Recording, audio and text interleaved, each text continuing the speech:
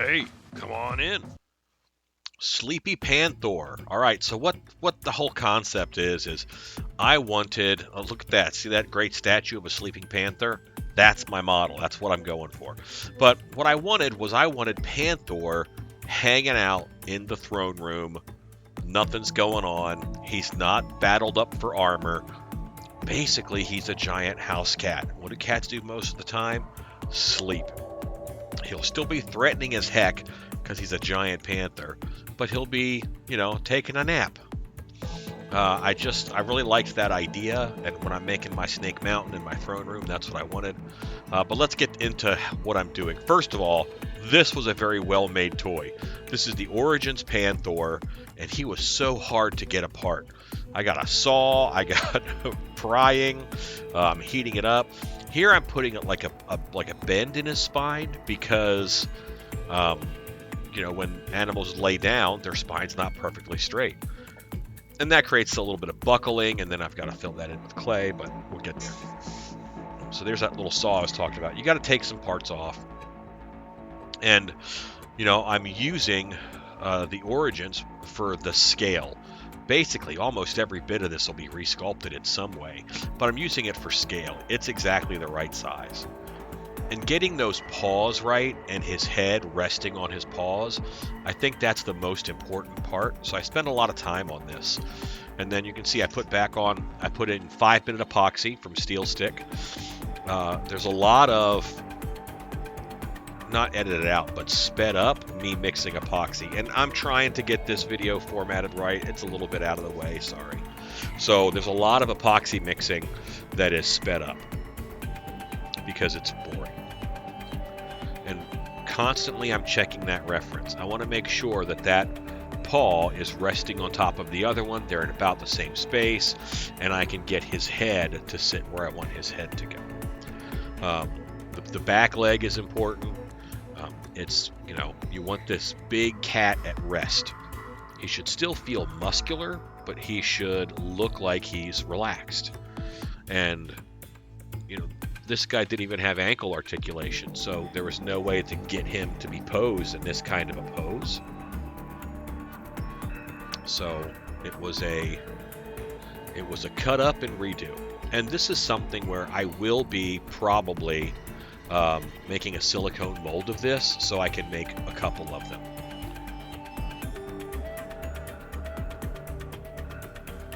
And to get any kind of ankle movement, you got to cut the foot off.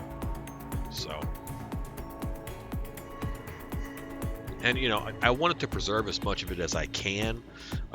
It might have been faster just to sculpt this in oil-based clay, but then I'd be fighting scale, so I opted to just go this route, and that way at least there's, a chunk of official plastic in there. So yeah, I just showed the package. This is what I'm using the most on this is the JB Weld 5-minute epoxy. It's a putty, it's 2 parts. You mix them together pretty thoroughly, and then in 5 minutes it sets up hard as plastic. So you really have to work a little fast with it. But I like it because you can get things done quickly.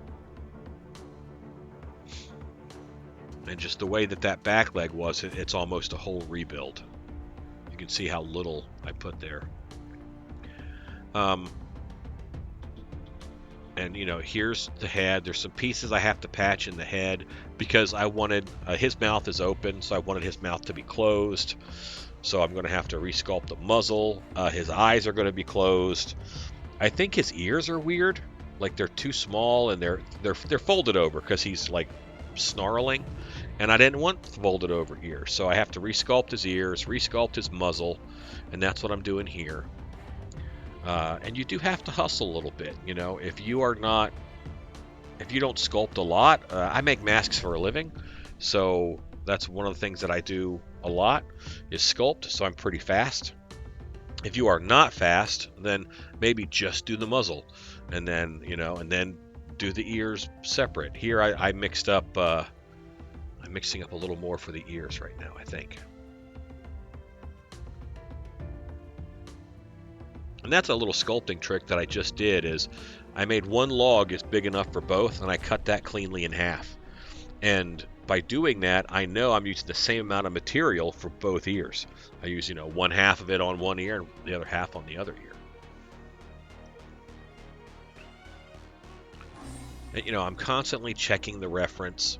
I also have on a computer monitor off to the side, I've got Panthor ears pulled up so that, I can see several different Panthors. And here I'm putting clay over top of the eyes and sculpting them shut.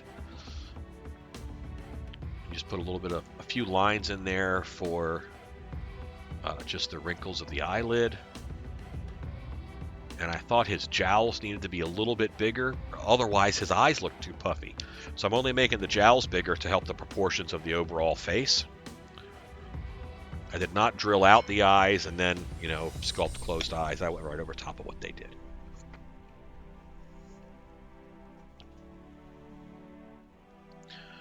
And this is a real good epoxy putty. It does blend down pretty smooth. You can use water with it in order to blend it out.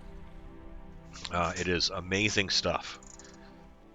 So, yeah, the back leg, again, that's a rebuild. But having those big haunches, that's where their power comes from their shoulders, from their big thighs. If he's going to spring into action, that back leg has to be believable. And I don't know that I nailed the back leg, but I'm happy with it. Getting all the creases in there and having the reference of the statue right there. Almost every sculpt that I do, I print up.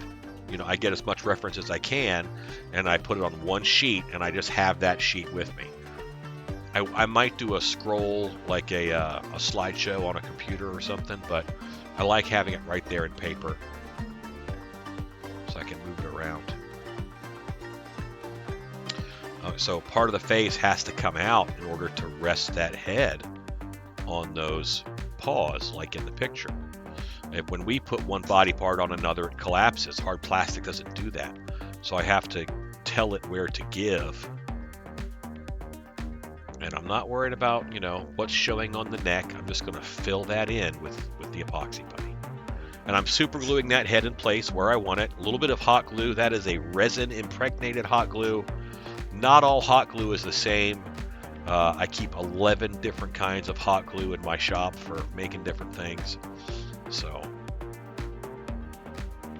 and get yourself a hot glue gun. That'll change temperature. It's a life changer. And here I am mixing epoxy clay. That's steel stick epoxy right there. It's the same stuff. It's all 5-minute epoxy. Later I use some white stuff, and that takes about 15 minutes to set. And I got that from Amazon.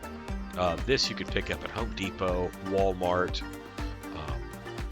even Harbor Freight. It's about $6 for that amount. And I think I used 2 full ones on this guy. So I spent more in epoxy putty on this than I did on the now $11 Panthor. But I have several of these. I've got them for customs. I'm gonna make griffins down the road. I'm gonna make all kinds of stuff. A manticore. Just that lion body is very useful. This is the back leg. It's almost folded under, so people are going to see it less. So I'm not as worried about people seeing it. So, see how tucked under it is. But I need to give it texture. There's my hot glue gun. And I think I'm just putting a little bit in there as filler because the hot glue is cheaper than the steel stick epoxy. Another thing people might use is they'll use aluminum foil, just wad up some of that, but I didn't want to get up. So there I'm looking at that weird fold in the body, and I was just kind of looking at that, and I will eventually have to fill in that body fold. You can see I keep picking that picture up and checking my references because I want it to look right. And that right there, the shoulder blades of cats, that's so important. So if I don't get this right, then he's going to look weird. And it can't just slope straight down. There's some things that have to happen in there. Like, you know, the skeleton, the way it sits, the way the muscles sit. That unnatural fold was just ground down a little bit. This is the white epoxy putty that I was talking about. Very similar, just takes 15 minutes to set up. Given a preference, I would prefer the darker stuff, the cheaper stuff. Not that it's cheaper, but you know, it's probably a little cheaper. But Amazon, this was not expensive. But this has a little bit of elasticity to it, where if you push it, it almost is like chewing gum a little bit. So it's a little tougher to work with. Or, you know, maybe for some things that might be better to work with. But I'm so used to using the 5-minute epoxy, I didn't like waiting for that stuff to cure. But I ran out of my 5 minutes, so I had to go to my other stash. And if you want to take a long time, there's stuff like, boy, Part B smells like Doritos. Epoxy Sculpt. Epoxy Sculpt is really good stuff too. And that takes about an hour to get firm. So you have a lot more sculpting time with it. It all depends on, you know, how much time you have and how much time you want to take. I'm not a perfectionist, and I work pretty fast, so I can really get this done with the 5-minute stuff.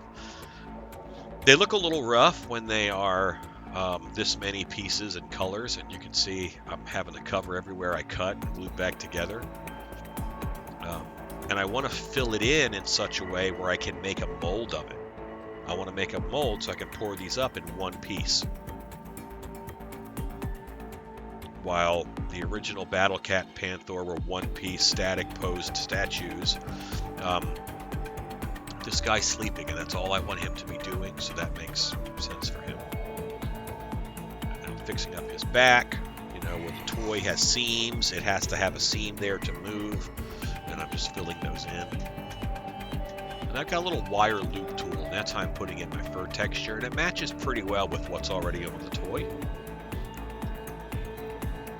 I might have done the fur a little bit differently if I was doing all of it, but since I'm leaving some of theirs exposed, here I'm planning the tail.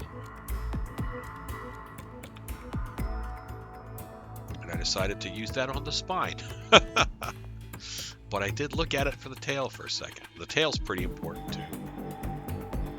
You know, when you think of cats, you think of ears, you think of tails, you think of, you know, paws and claws and all those different parts that make a cat. That's a weird thing to say, but the tail is kind of iconic. So it has to be right. Proportions have to be right. And panthers and jaguars are known for big tails that they can move around and use like a rudder. I didn't like behind that ear was too deep of a pocket. That'll trap silicone and rip it off if I did a mold, so I went ahead and filled that in, and it looked a little weird. There's the tail. All right, we're getting there. And notice it's touching. You know, I don't want it out there separate to where it's easy to break off. I want this to be kind of I think it's cold inside of Snake Mountain. It's a little chilly, so he tends to sleep curled up. If it was super hot, I think he would be all splayed out. It looks damp and cold, although there's a lava waterfall, so maybe it's hot. I don't know. I tried to do it so that he looks good in the environment. And here I'm nitpicking. Everywhere that doesn't look blended in, add a little piece.